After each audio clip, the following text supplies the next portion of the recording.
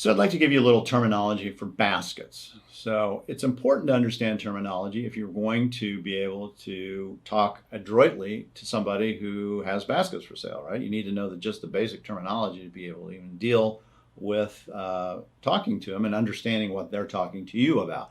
So if you have a basket, one of the things you want to look at is where does it start? So every basket has a start in the beginning. It'll be in the very beginning in the round part of sometimes it can be a square, but it can be a circle in the round part of the basket in the very bottom. That is built up using warps, which are the foundation, which can be rods, willow rods, it can be sumac, it can be pieces of grass, but it'll have a foundation, that is the warps, and then it will have wefts. That's what you see as the design.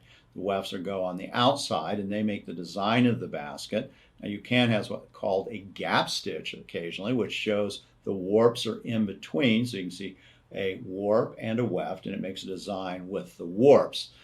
These usually aren't quite as valuable, though sometimes they can be very beautiful pieces, especially some of the Mono Paiutes did some beautiful gap stitch design elements.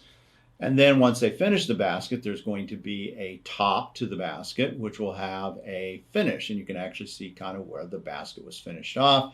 There should be a finish around the top. It's important to be able to know this as well, because if you buy a basket, you want to see if it's finished off, because if it isn't, sometimes if there was damage to the basket, it would be just chopped off. Somebody will just take some scissors and chop it all off and they go, oh, that looks better. And the problem is you don't have the top of the basket, so it's really important to know that components of that. So these are the elements of basketry terminology you need to know. Pretty basic stuff, but you really have to understand what they are if you want to be able to talk to somebody about buying a basket.